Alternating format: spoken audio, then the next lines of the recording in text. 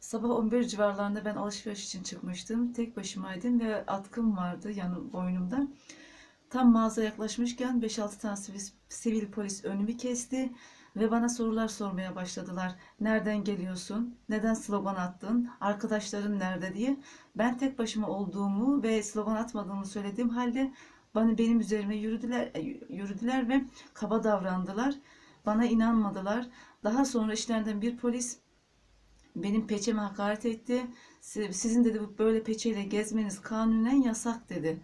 Ve ben Allah'ın emrini yerine getirdiğimi, Kur'an'daki ayete göre kapandığımı söylediğim zaman da isterseniz donunuzla gezin diye bağırdı.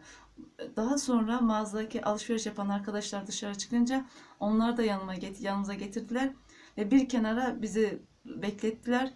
Orası çok işlek bir cadde ve insanların yoğun şekilde gelip geçtiği bir cadde olduğu için rencide olduk ve kalabalıkta bizim üzerimize aradılar. Daha sonra benim üzerime arayan bayan polis eteğimi ve parçamı kaldırarak aramak istedi ve ben tepki gösterdiğim zaman da bana çok yüksek sesle bağırdı ve hakaret etti. Yanımızdaki küçük çocuk vardı okul öncesi. Onların üzerinde aradılar. Daha sonra bizi emniyete götürdüler. Emniyette götürdükleri zaman da aynı şekilde kaba davranışlar ve hakaretler devam etti.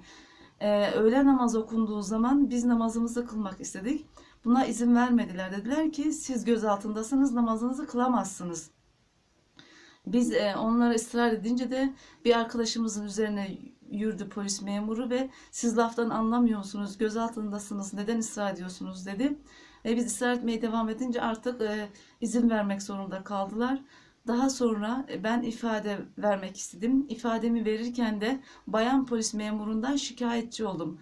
Yalnız başka bir polis geldi dedi ki sen o memurdan şikayetçi olursan o da senden olur diye beni tehdit etti. Yazdırmamam için çok uğraştılar fakat ben ısrar edince yazmak zorunda kaldılar. Daha sonra bütün işlemler bittikten sonra hastaneye götürdüler. Hastaneden sonra polis memurları bize akşama kadar zulmettiler, bağırdılar, hakaret ettiler. Sanki teröristmişiz gibi davrandılar. Buna rağmen dalga geçer gibi bize hakkınızı helal edin diye söylediler. Bizler tabii ki helal etmiyoruz ve hakkımızı da sonuna kadar mahkemelerde arayacağız.